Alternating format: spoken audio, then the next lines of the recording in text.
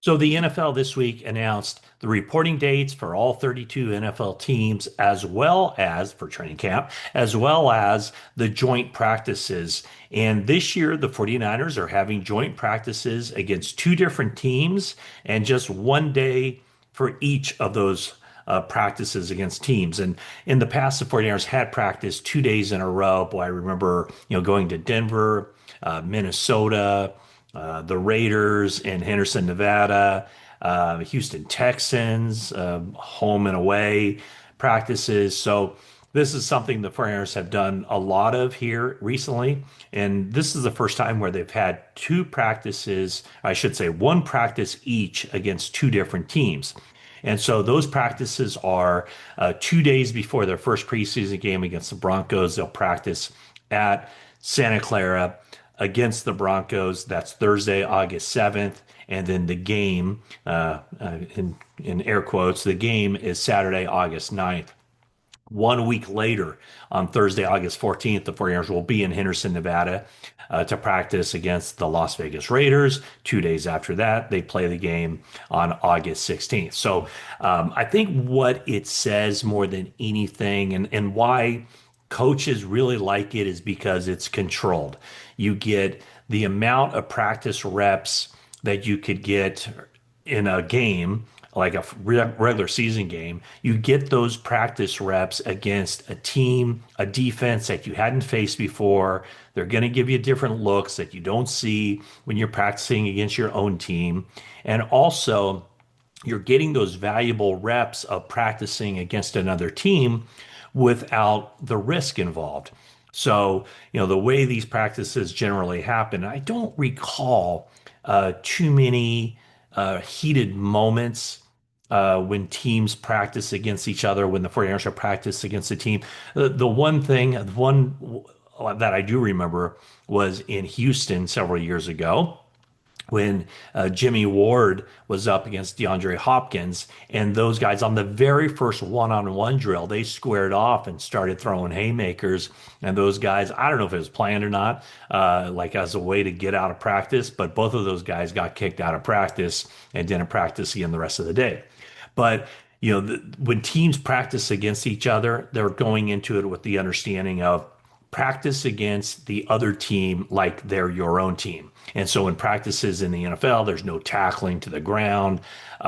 It's a very controlled setting. The quarterbacks are completely off limits, can't even touch them. Maybe a defensive end will beat an offensive tackle and run by and kind of slap at the quarterback as a way to say, hey, look, I would have gotten the sack right there. So if we meet again in the game, you better be ready for me. But I also think with the 49ers having the two joint practices and getting those additional reps in those first two games, you probably won't see much of or at all Brock Purdy, Christian McCaffrey, George Kittle, Trent Williams, Nick Bosa, Fred Warner, the veteran kinds of guys.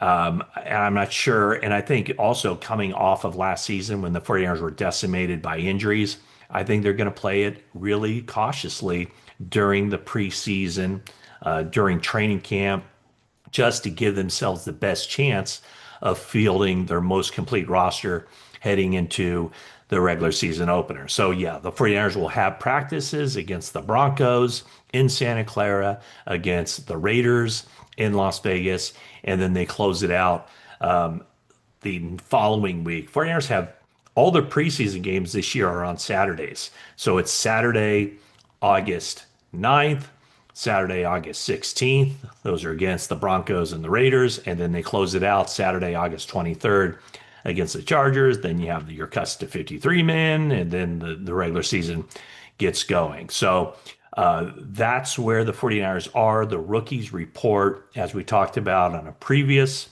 episode here. 49ers rookies report to training camp in Santa Clara on Tuesday, July 15th. They have about a full week of conditioning and also just kind of book work, class work to get ready and to put themselves in the best possible situation so that they're not holding up the action or holding up the segments, the sessions of practice for when the veterans report, and the veterans do report to training camp on Tuesday, July 22nd. First practice scheduled for July 23rd. And I think it's 4 days of practices without pads, and then a break, and then the pads go on. And so that's where the 49ers are with this. Those first 4 days, the acclimation period, and those are important days for especially the young guys who haven't been through an NFL training camp before. Although there's a part of me after seeing how the NFL used to be when they were doing double day practices, a lot of these guys probably went through more difficult training camps in college than they will in the NFL back in the old days. Hate to talk about the old days, but I mean, it kind of seems crazy now, but they would have double day practices. And for the 49ers, they would practice in the heat of Rockland, Sierra College. They would practice in Stockton. I think that was about a handful of years at University of Pacific in Stockton. And those weren't just practices in, 100 plus degree weather. They were practices fully padded in the morning for 2 hours plus, a break for lunch, and then come back in the afternoon and put on the pads and practice again. And so NFL training camps, by comparison, are not nearly as difficult as they were back in the day. So that's where the 49ers are right now. They're on this break of approximately 40 days. I think it's 40. I think it is actually 40 days where they ended the mandatory mini camp last week. They had their team building day after 2 days of practices. And then some players stick around. They go to the training facility in Santa Clara to continue to work out and use their facilities. Others scatter across the United States or take a vacation. I'm sure there will be some wide receivers meeting up with Brock Purdy to throw on air, get some routes in, work on their chemistry and just the timing of everything. I know before the start of the offseason program, Ricky Pearsall, Jacob Cowing, Isaac Guerendo, those were three guys that worked out together. Three guys entering their second year in the NFL. They also met up with Purdy in Jacksonville, and Purdy had his private quarterbacks coach, and so they were able to work on some things there. But those three guys, Pearsall, Cowing, and Guerendo, did a lot of work together. They challenged each other, they pushed each other, and I think it showed during the offseason program. I think at least I didn't see much of Pearsall because he was nursing the hamstring injury, but in talking to him, he seems to be in a really good place right now, going into his second NFL season. Of course, we know all of the travails that he went through as a rookie, but the way he was able to end last season on a high note, that huge game against the Detroit Lions on Monday Night Football, followed up by a good game against the Arizona Cardinals as well. So he's going into the season with some momentum.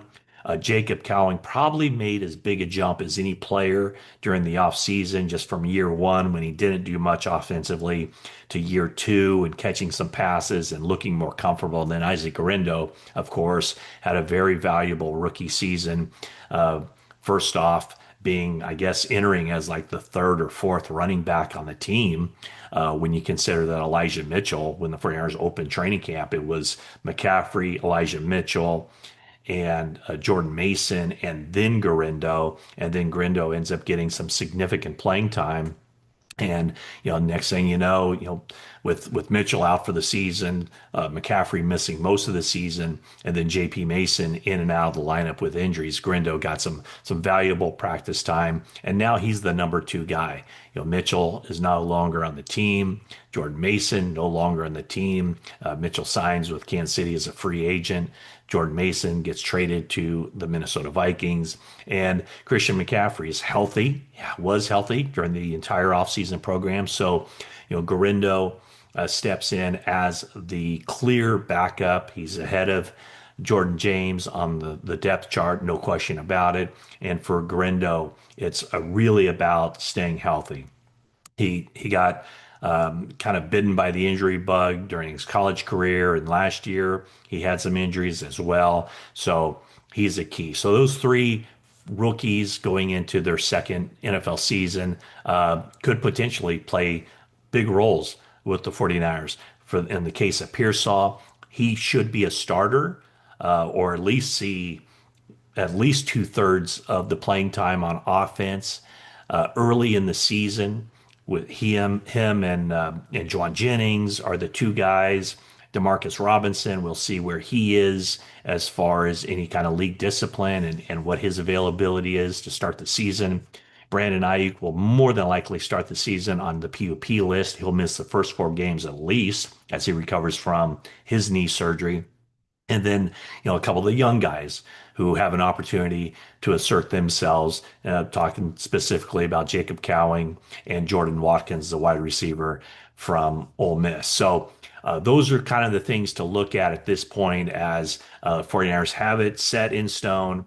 Their joint practice schedule. As you recall, last year they had a joint practice scheduled against the Chargers, but they had to cancel that week of because they just had so many injuries. So I think really the emphasis will be, and we saw it during the offseason program, on the 49ers staying healthy and making sure that when they are at least doing the best they can to ensure that when the regular season starts, they're as healthy as can be. So that's a quick update on the 49ers offseason program leading into training camp and what the training camp schedule is. Thank you so much for watching this video, and that is it for now.